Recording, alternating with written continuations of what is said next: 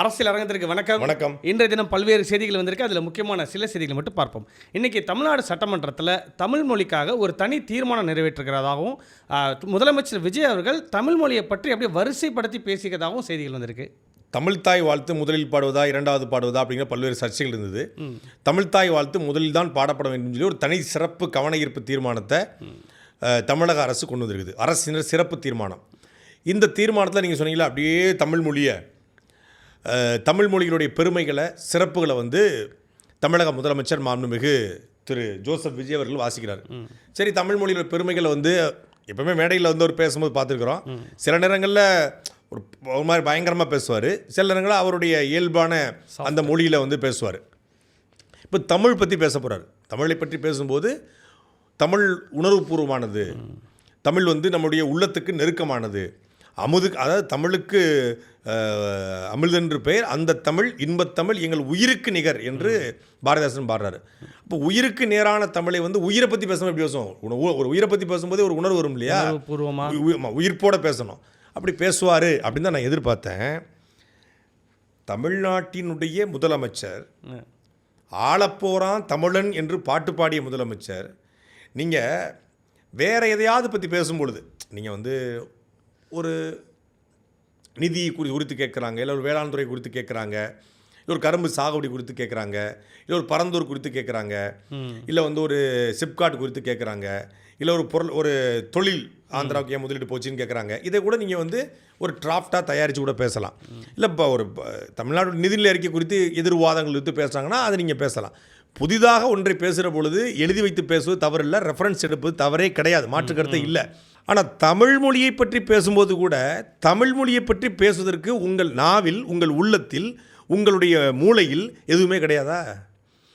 4 வார்த்தை தமிழை பற்றி பேச முடியாமல் தமிழ்நாடு முதலமைச்சர் தமிழ் மொழிங்கிறது நம்மளோட வெறும் மொழிங்கிறது இணைப்பு பாலம் தான், அது எல்லா மொழியும் அப்படி தான், ஆனால் நம்மளுடைய மொழிங்கிறது ரொம்ப உணர்வுபூர்வமானது, தமிழ் மொழி ரொம்ப அது நம்ம தாய்க்கு நிகரானது, தாய் எப்படி நம்ம புனிதமாக பார்ப்போமோ அப்படி நம்ம தமிழ் மொழியும் புனிதமாக பார்க்குறோம். அதனால் அப்படின்னு சொல்லிட்டு மனோன்மணியம் சுந்தரனார் அவர்கள் அப்படியே, அதாவது அதை பார்த்த உடனே சத்தியமாக சொல்கிறேன், நான் காலையில் 6 மணிக்கு எழுந்து 1 மணி நேரம் நடந்துட்டு உடற்பயிற்சி செஞ்சுட்டு உற்சாகமாக உட்காந்து காலையில் 9 மணிக்கு டிவியில் உட்காந்தேன்.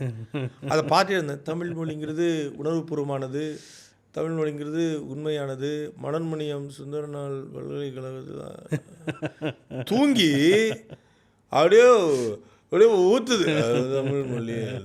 அதாவது நல்ல உற்சாகமாக நல்ல காலையில் சாப்பிட்டுட்டு ஆக்டிவாக எனர்ஜியாக இருந்த எண்ணியை தூங்க வச்சாரு பாருங்க. அதுக்கு தமிழக முதலமைச்சருக்கு நன்றி. உண்மையிலே சத்தியமாக சொல்கிறேன், நான் பேசக்கூடிய இந்த மைக் சத்தியமாக, தாய்மொழி மேலே தமிழ் மொழி மேலே சத்தியமாக, அந்த பேச்சை கேட்டு நான் தூங்கிட்டேன்.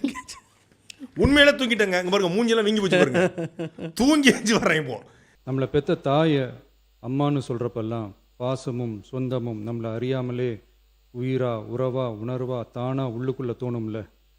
அதே மாதிரி ஏன் இன்னும் ஒரு படி மேலே போய் சொல்லலாம், தமிழ்னு சொன்னாலே எப்படி இருக்கும், என்ன ஆகும்னு சொல்லவா வேணும். தாயை போற்றுகிற வாழ்த்துகிற தமிழ்நாட்டு மண் தமிழ்தாய் வாழ்த்து எப்படி விட்டுரும்? விடாது, விடவும் மாட்டோம். ஏங்க சரி, அது ஒரு பேச்சோடைய ஸ்டைல்னு கூட வச்சுக்குவோம். எழுதி கொடுத்துருக்கிறான். ஒன்று உரைநடை தமிழில் பேசணும். தமிழ் மொழி எங்கள் உயிர் போன்றது, தமிழ் மொழி எங்கள் உள்ளத்துக்கு நெருக்கமானது, உலகின் மூத்த மொழி எங்கள் தாய்மொழி தமிழ் மொழி, அந்த மொழியை நாங்கள் விட்டு கொடுக்க மாட்டோம் என்று பேசலாம். இல்லை ஒரு பாரதிதாசன் கவிதைகளை ஒரு மேற்கோள் காட்டி, பாரதி கவிதைகளை மேற்கோள் காட்டி நீங்கள் பேசலாம். செந்தமிழ் நாடனும் போதினில்லை, இன்பத்தேன் பாயுது காதினிலே எங்கள் அப்படின்னு ஏதாவது ஒரு கவிதைகளை போட்டு பேசலாம். சரி, அது போட தான் தெரியல. நீங்கள் உங்களுடைய உங்களுடைய சொந்தமான எழுதி கொடுத்தே கூட இருக்கட்டும். ஒன்று உரைநடை தமிழில் பேசணும், இல்லை இயல்பு மொழியில் பேசணும். உரைநடை தமிழையும் இயல்பு தமிழையும் ரெண்டையும் கலந்து, தமிழ்ங்கிறது கெத்து தான், தமிழ்னாலே பவர் தான், பேசுகிறது தமிழை பற்றி கெத்து பவர், பேசுறது தமிழ் மொழியை பற்றி, தமிழ் மொழினாலே கெத்து தான், தமிழ் மொழினாலே பவர் தான். என்ன அது சட்டசபையா, இது என்னது எனக்கு ஒன்றும் புரியல, இது வந்து சட்டசபை குறிப்பில் ஏறப்போகிறது, இன்னும் ஒரு 100 ஆண்டுகள் என்னடா கெத்து. அவன் வந்து பார்ப்பான், இந்த கெத்து பவர் இதெல்லாம் பேசுகிறதான் வந்து இது போல இருக்குன்னு அடுத்த தலைமுறை நினைக்க மாட்டானா.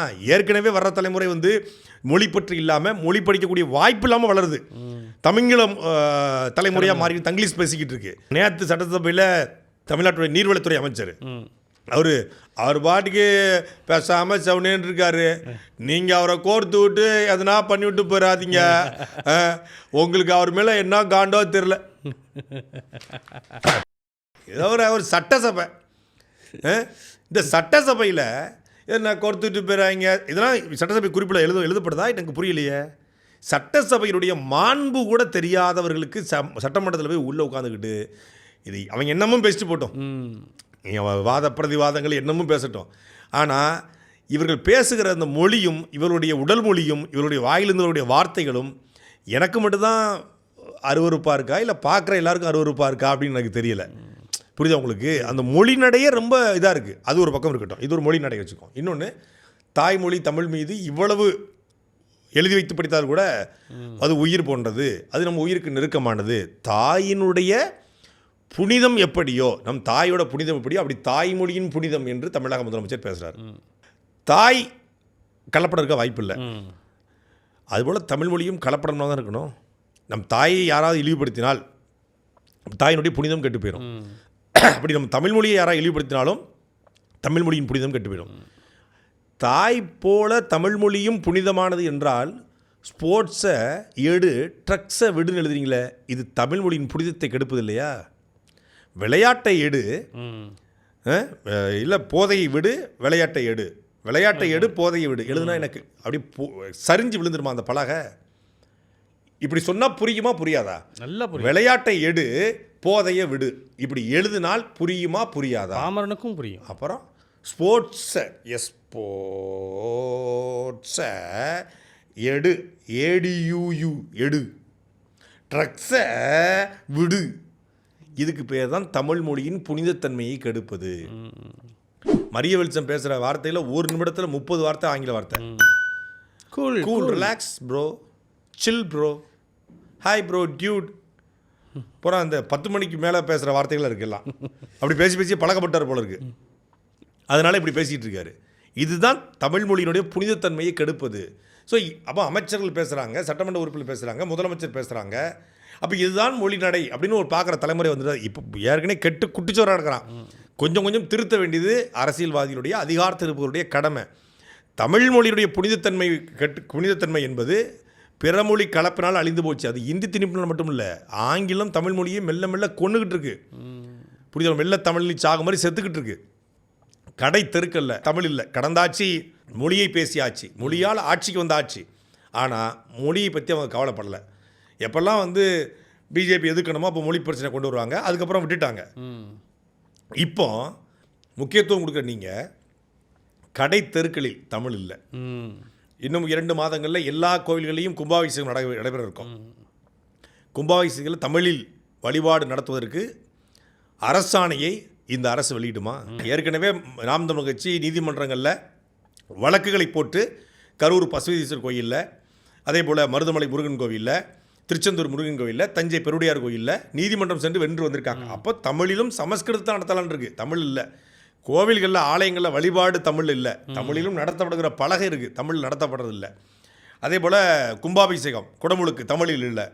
நீதிமன்றங்களில் தமிழில் வழக்காடு மொழியாக இல்லை, பேச்சு மொழியாக தமிழில், கட்டாயமாக தமிழ் பாடமொழியாக தமிழ்நாட்டு பள்ளிக்கூடத்தில் இல்லை. அரசு பள்ளிக்கூடத்தில் இருக்குது, சிபிஎஸ்சி பள்ளிக்கூடங்களில் கட்டாயம் கிடையாது, ஆப்ஷனல் தான், அது ஒரு வாய்ப்பு தான். புரியுதா உங்களுக்கு? அதை நீங்கள் சாத்தியப்படுத்துங்க. அப்போ தான் தமிழினுடைய புனிதத்தன்மை கெட்டுப்போகாமல் இருக்கும். தமிழ் வழி வெறும் தமிழ்த்தாய் வாழ்த்தை முதல்ல பாடுறதுங்க இங்கே உரிமை. தமிழ்த்தாய் வாழ்த்துக்கு முன்னுரிமை கொடுக்கப்படணும், அதுக்கு முன்னாடி தமிழ் மொழிக்கு முன்னுரிமை கொடுக்கப்படணும். நீங்கள் அது வந்து தமிழ் மொழியை வாழ்த்துகிற ஒரு பாட்டு தான். மொழியை அழிச்சிட்டு மொழியை மட்டும் வாழ்த்திக்கிட்டு இருந்தா, புரியுதா உங்களுக்கு? உங்களுக்கு நான் சோறு போட மாட்டேன், உங்களுக்கு மாத சம்பளம் தர மாட்டேன், உங்களுக்கு வந்து எதுவுமே தரமாட்டேன். ஆனால் மகிழன் மாதிரி ஒரு ஆள் கிடையாது, சந்தோஷ் மாதிரி ஒரு ஆள் கிடையாது. Santosh fantastic fellow, super fellow, அருமையான ஆள், தங்கமான மனுஷன், அவர் முகத்தில் முழிச்சாலே வந்து இது வாழ்க்கை உருப்பட்டுரும் அப்படின்னு நான் பேசிக்கிட்டு இருந்தேன். மனுஷனாடா நீ, சாப்பிட காசு கிட்ட தரல, இதுக்கு எதுவும் தரல, இனி புகழ்ந்துக்கிட்டு இருக்கான். புகழ்ந்து என்ன பண்ண? ஒன்றுத்துக்கு இல்லை. பெத்த தாயை பட்டினி போட்டுட்டு செத்த பிறகு நீங்கள் வந்து 6 அடிக்கு மாலை வாங்கி போட்டு பிரயோஜனம் கிடையாது.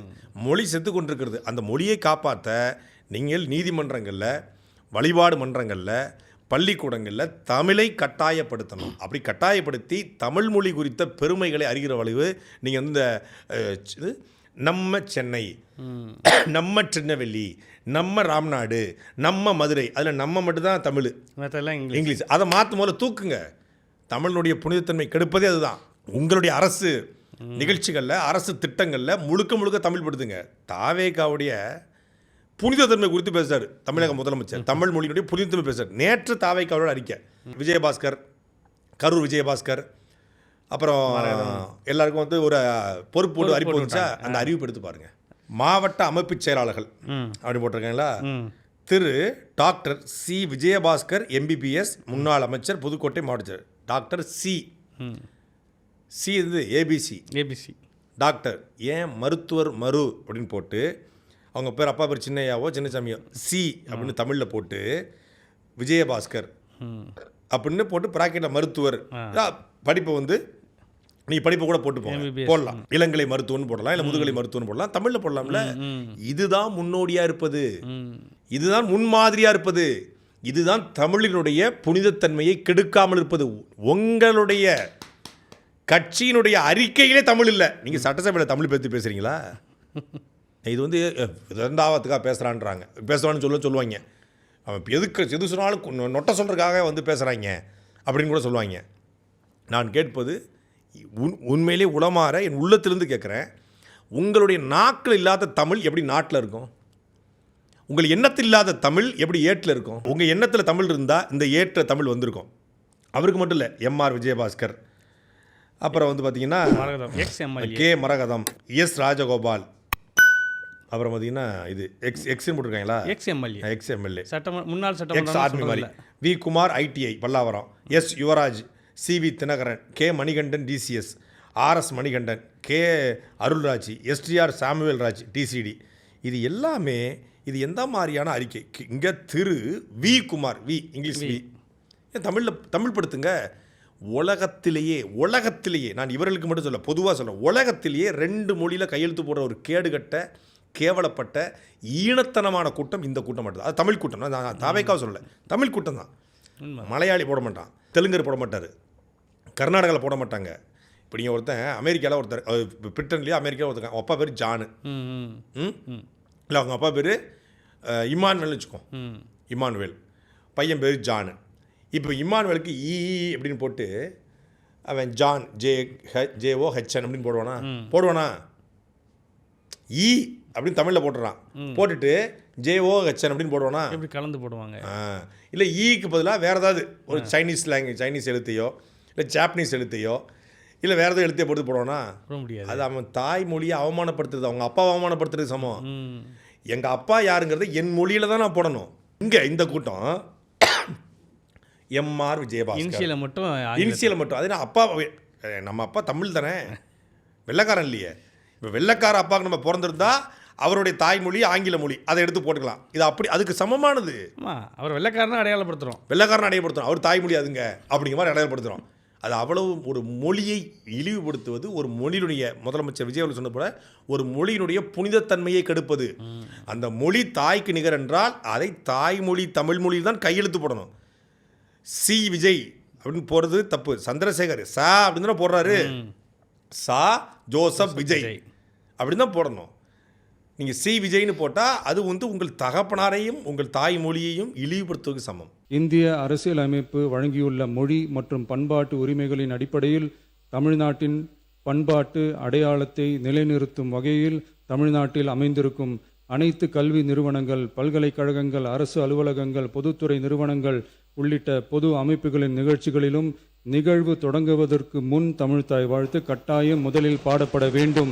அடுத்ததா இங்கே தேனி மாவட்டம் மேகமலை, வருஷநாடு இந்த பகுதிகளில் வந்து மக்களை வெளியேற்றதை வந்து நம்ம பார்த்துட்டு இருக்கோம். அந்த பகுதியை பற்றி எரிஞ்சிட்டு இருக்கு. அங்கே இருக்கக்கூடிய டிவிகே தொண்டர்கள்லாம் அதுக்காக போராடுறாங்க. ஆனால் ஆளும் டிவிகே அரசு இது வரைக்கும் அவங்களோட நிலைப்பாடு என்ன அப்படிங்கிறத இன்னும் அறிவிக்காமே இருக்கிறாங்க. இல்லை, தேனி மட்டும் இல்லை, கன்னியாகுமரி வனக்காப்பகம், அப்புறம் வந்து மாஞ்சோலை தேயிலை தோட்டம், அப்புறம் வந்து களக்காடு புலிகள் காப்பகம், இங்கே வந்து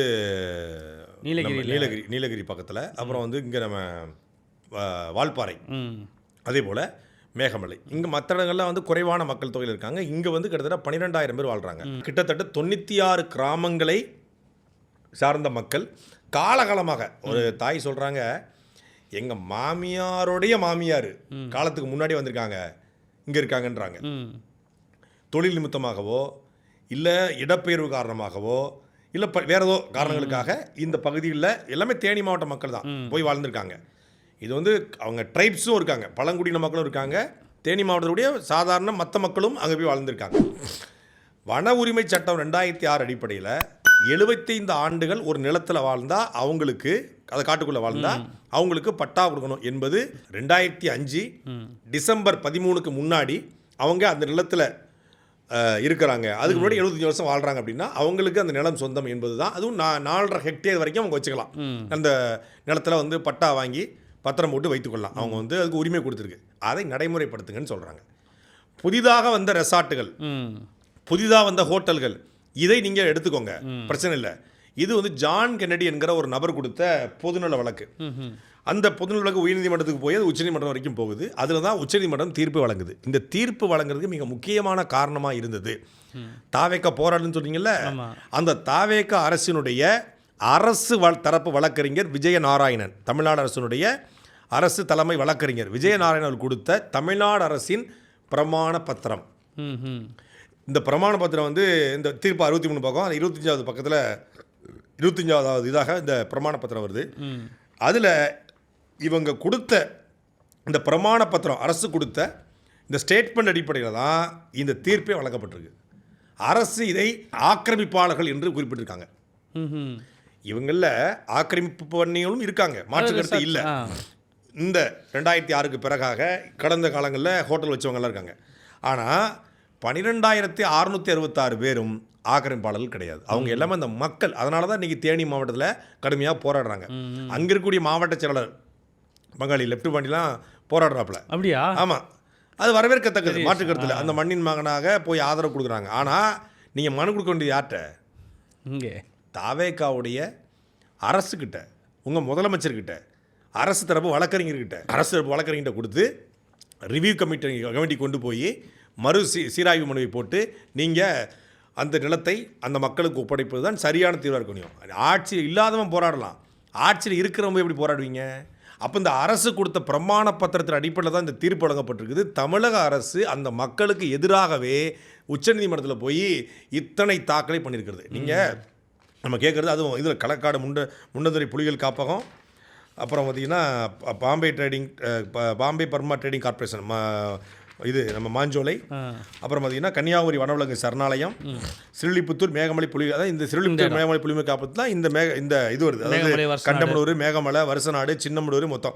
இதில் கண்டமனூரில் வந்து கிட்டத்தட்ட அத்துமீறல் அவங்க சொல்லியிருக்கிறது வந்து 510 ஏக்கர், மேகமலையில் 720 ஏக்கர், வருசநாட்டில் 3758 ஏக்கர், சின்னமனூரில் 82 ஏக்கர், மொத்தம் 5072 ஏக்கர், 653 சென்ட். இந்த நிலத்தை அத்துமீறல் என்று கொடுத்ததே தமிழக அரசினுடைய தலைமை வழக்கறிஞர் விஜயநாராயணன். தாவேக்கா தலைவர் விஜய் அவர்களுடைய பர்சனல் அட்வொகேட்டாக இருந்து இன்றைக்கி தமிழ்நாடு அரசுடைய தலைமை விஜயநாராயணன் கொடுத்த இந்த இது அஃபிடேவிட் அடிப்படையில் தான், இந்த பிரமாண பத்திர அடிப்படையில் தான் இந்த தீர்ப்பே வழங்கப்பட்டிருக்குன்னா தாவேக்கா அரசு மேகமலை தேனி மக்களுக்கு எதிராக இந்த வழக்கில் ஸ்டேட்மெண்ட் போட்டிருக்காங்க. அப்போ இதை தாவேக்காவை ஏன் கிளைம் பண்ணுறீங்க? உச்சநீதிமன்றம் வந்து இடத்த காலி பண்ண சொல்றதுக்கும் தமிழக முதலமைச்சருக்கு என்ன சம்மந்தம் அப்படின்னா இதான் சம்மந்தம். தமிழக முதலமைச்சருக்கு தெரியாமல் தமிழ்நாட்டுடைய தலைமை வழக்கறிஞர் விஜய் நாராயணன் உச்சநீதிமன்றத்தை நாடினாரா? வந்து 3 மாதம் ஆகல. அந்த 3 மாதத்துக்குள்ளே இவங்க பண்ண விட்டு வேலை எவ்வளோ பெரிய வேலை பாருங்கள். 12,500க்கும் மேற்பட்ட மக்களுடைய மொத்தமாக வந்து பார்த்திங்கன்னா இவங்க சொல்லியிருப்பது என்பது 4,601, அதான் ஆக்கிரமிப்பாளர் எண்ணிக்கைன்னு. ஆனால் மக்களாக பார்த்தீங்கன்னா மொத்தமாக 12,000 பேர் வராங்க. இவங்க சொல்லியிருப்பது வெறும் 4,000 தான். அது இந்த கண்டமனூர், மேகமலை, வருசநாடு, சின்னமனூர், இந்த இதில் மட்டும் 4,600 பேர்னு கிளைம் பண்ணுறாங்க அரசு. ஆனால் மக்கள் தொகையை பார்த்தா அங்கே 12,000 பேர் மக்கள் வாழ்கிறதா சொல்கிறாங்க. இந்த 12,000 பேரும் பல பேர் தாவேக்காக வாக்கு செலுத்திருக்கலாம், தாவேக்கால பொறுப்புலையும் இருக்கலாம். அவங்களையும் சேர்த்து காலி பண்ண சொல்லியிருக்கிறது தாவேக்கா அரசு. இப்போதும் ஒன்றும் கெட்டு போயிடல. மக்களுடைய போராட்டத்துக்கு பிறகாது தமிழக அரசு தலைமை வழக்கறிஞர் விஜயநாராயணன் சொல்லி இதை மறுசீராய்வு மனு போட்டால் உச்சநீதிமன்றம் அதை ரிவ்யூ பெட்டிஷனாக எடுத்துக்கொண்டு அதை இப்போதைக்கு நிறுத்தி வைப்பதற்கான வாய்ப்பு இருக்குது. அதுக்கப்புறம் இந்த மக்களுக்கான ஆக்கிரமிப்புகள் யார், ஆக்கிரமிப்பு இல்லாத யார் என்று முழுமையாக ஆய்வு செய்து தமிழக அரசு ஒரு ஆய்வை செய்து உச்சநீதிமன்றத்தில் இந்த வழக்கை தள்ளுபடி செய்வதற்கான எல்லா பணியும் செய்யணும். நீங்கள் கரூர் வழக்கில் உடனடியாக உச்சநீதிமன்றத்துக்கு போகிறீங்க. நீங்கள் நான் எப்படி போயிருக்க வேண்டியது இந்த வழக்கு தான் போயிருக்கணும்.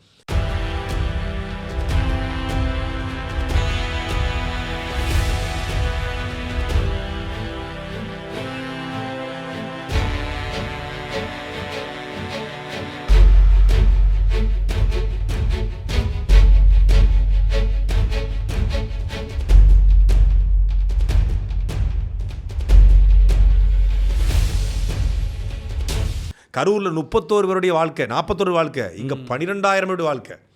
41 பேர் உங்களை பார்க்க வந்து இறந்தாங்க. இங்கே காலகாலமாக வாழ்கிறவங்க 12,000 பேரோட வாழ்க்கை முக்கியமா, 41 பேருடைய வாழ்க்கை முக்கியமா? பெரும்பான்மைன்னு பார்த்தா கூட இவங்களுடைய வாழ்க்கை தான் முக்கியம். அதுக்கு உடனடியாக தமிழக அரசு போகணும். இல்லை என்றால் இது மிகப்பெரிய போராட்டங்களை வந்து தமிழ்நாடு சந்திக்கும் அப்படிங்கிறதான் தேனி மாவட்ட மக்களுடைய எச்சரிக்கை, கோரிக்கை எல்லாமே. அடுத்ததா டெல்லியில் இருக்கக்கூடிய தமிழ்நாடு இல்லம் குறித்து நம்ம நிறைய பேசியிருக்கோம். அங்கே நடக்கக்கூடிய அரசியல் பற்றிலாம். இப்போ அங்கே ஏதோ ஒரு சர்ச்சை போயிட்டு இருக்கதா செய்திகள் வருது. கடந்த 2 மாதத்துக்கு முன்னாடி தமிழக முதலமைச்சர் வந்து டெல்லி போனார். நீங்கள் பார்த்துருப்பீங்க. 11ஆம் தேதி, ஜூன் மாதம் 11ஆம் தேதி 2026 அவர் டெல்லிக்கு பயணப்படுறாரு. இந்த பயணத்தின் போது தமிழ்நாடு இல்லத்தில் ஒரு மின்கசிவு ஏற்பட்டு ஒரு தீ விபத்து ஏற்படுது. இது செய்திகளாக வந்துச்சு. இந்த தீ விபத்துக்கு பொறுப்பேற்க வேண்டியது கேட்ரிங்கில் ஏற்பட்ட தீ விபத்து. அந்த கேட்ரிங் பாதுகாத்து மாதம்பட்டி ரெங்கராஜ், அவருடைய உதவியாளர் கோபி, இந்த 2 பேர் மீதும் வழக்கு பதிவு செய்யணும் அப்படின்னு சொல்லி சென்னையை சார்ந்த வழக்கறிஞர் மோகன்தாஸ் என்பவர் தமிழ்நாடு இல்லத்திற்கும் சென்னையுடைய தலைமைச் செயலகத்திற்கும் அவர் கடிதம் அனுப்புகிறாரு. அதுக்கு அவருக்கு பதிலும் போட்டிருக்காங்க. பதில் அனுப்பி அது துறை சார்ந்த நடவடிக்கையை நாங்கள் எடுக்க நாங்கள் வந்து நிர்பந்திக்கிறோம், அதாவது துறை சார்ந்த நடவடிக்கை எடுக்க நாங்கள் வந்து வலியுறுத்துகிறோம் அப்படின்னு சொல்லியிருக்காங்க. ஆனால் இதுவரைக்கும் மாதம்பட்டி ரெங்கராஜ் மீதோ சம்பந்தப்பட்ட கோபி மீதோ எந்த நடவடிக்கையும் எடுக்கப்படலை. இதை எல்லாத்தையும் தாண்டி அங்கே செயற்பொறியாளராக, பொதுப்பணித்துறையுடைய செயற்பொறியாளராக சதீஷ் அப்படிங்கிற ஒருத்தர் இருக்கார். அவர் தான் வந்து இந்த மகேஷ்ங்கிற கணேசன் ஒருத்தர் இருந்தார் இல்லையா, ஃப்ராடு சர்டிஃபிகேட்டு, அதுக்கப்புறம் வர்றேன். அவர் போலவே 15 ஆண்டு காலமாக ஒரே இடத்துல இந்த கிணத்துல போட்ட கல் கூட கொஞ்சம் நகரும். ஆனால் இந்த சதீஷ் நகரவே இல்லை. அரசினுடைய விதியின் அடிப்படையில் 3 ஆண்டுகளுக்கு ஒரு முறை நீங்கள் வந்து ஒன்று பதவி உயர்வு கொடுக்கணும், இல்லைன்னா வந்து பணியிட மாற்றம் பண்ணணும். அது சரி, டெப்டேஷன் சொல்லுவாங்க, பணியிட மாற்றம் பண்ணுவாங்க. இவர் இந்த மகேசங்க தினேஷ் எப்படி அங்கேயே இருக்காரோ, எப்படி அந்த முத்தையாங்கிற அதிகாரி அங்கேயே இருந்தாரோ, அதே போல் இந்த சதீஷும் அங்கேயே இருக்கார். டெல்லி ஹவுஸுக்கு போயிட்டா அங்கே போடுற அந்த பாவுபாஜிக்கும் பானிபூரிக்கும் அங்கே சுட்டு தர்ற அந்த நானுக்கும் ரொட்டிக்கும் மயங்கி போய் அங்கே விட்டு வர்றதே கிடையாது. இவன் மாதம்பட்டி ரங்கராஜ் வேற சாப்பாடை பின்னி பெடல் எடுத்துருவாப்புல. அவர் சமைக்காத சாப்பாடு கிடையாது, சைனீஸ்லேருந்து ஜாப்பனீஸ்லேருந்து எல்லாமே பண்ணுவாப்புல. அப்படிங்கும்போது அந்த அங்கேயே இருந்துடுறாங்க. அது என்ன காரணம் தெரியல. இன்னொன்று கம்ஃபர்டபுளாக இருக்கிறது, என்ன யாரை பார்க்கணுமோ பார்த்துக்கலாம், என்ன வாங்கணுமோ வாங்கிக்கலாம், சொகுசான வாழ்க்கையாக இருக்கும், நிறைய கிடைக்கும். ஆமாம், நிறைய லட்டுகள் ஸ்வீட்டுகள் கிடைக்கும், சுகர் தான் கூடும். அப்போது சதீஷும் அங்கிட்டு நகரலை. இப்போ அந்த சதீஷ் மீதும் ஒரு புகார் எழுந்திருக்கிறது, இவரை ஏன் நீங்கள் வந்து துறையிலேருந்து மாற்றலை அப்படிங்கிறது. இதை பற்றி பேசும்போது மகேஷை பற்றி பேசியானோம் இல்லையா, நம்ம காணொலி வெளியிட்ட பிறகு சாட்டை காணொலியின் எதிரொலியாக சொல்லுவாங்களே, தினமலர் காணொலியின் எதிரொலியாக அப்படிங்கிற மாதிரி சாட்டை காணொலியின் எதிரொலியாக மகேசன்கிற கணேசனுடைய சான்றிதழ்கள், சர்டிஃபிகேட்ஸு அத்தனையும் ஃபேக் என்று நிரூபிக்கப்பட்டிருக்கிறது. அவர் டெர்மினேட் செய்யப்பட்டு, டெர்மினேட் செய்யப்பட்டு மொத்தமாகவே அவர் வந்து அந்த பணியிலிருந்து நீக்கப்படுற சூழ்நிலை வரும்பொழுது இவரே வந்து விருப்ப ஓய்வு கொடுத்துட்டு போயிட்டாப்ல. விஆர்எஸ் இப்போ, அதாவது விஆர்எஸ் கொடுத்து முக்கியம் கிடையாது, இப்போ அவர் போலியான சான்றிதழ்களால் வச்சு தான் வேலை பார்த்துருக்காரு, இவனால சம்பாதிச்சிருக்காருல்ல. அப்போ யாரோ ஒருத்தருக்கு கிடைக்க வேண்டிய வேலையை தட்டி படிச்சுக்காரு, அதாவது படித்த ஒருவனுக்கு கிடைக்க வேண்டிய வேலையை தட்டி படிச்சுக்காரு. டெல்லியினுடைய முக்கியமான மேலாளர் இவர், மாதம் 50,000 60,000 சம்பளம். அப்போ அந்த சம்பளம் மூலமே இவருக்கு வெட்டியாக வந்திருக்கிறது. அதன் அடிப்படையில் இவர் மீது எஃப்ஐஆர் போட வேண்டும் என்பது இப்போ இருக்கக்கூடிய அங்கே இருக்கக்கூடிய நேர்மையான அதிகாரிகளுடைய கோரிக்கை. ஒன்றா இந்த மகேசன்கிற கணேஷ் மட்டும் கிடையாது, இவர் ஒரு 3 பேருக்கு பரிந்துரை அடிப்படையில் ரெக்கமெண்ட் பண்ணி இந்த வேலைகளை வாங்கி கொடுத்துருக்காரு. ஒருத்தர் யாருன்னா ரிசப்ஷனிஸ்ட், அங்கே வரவேற்பாளராக கூடிய கல்யாண சுந்தரம்.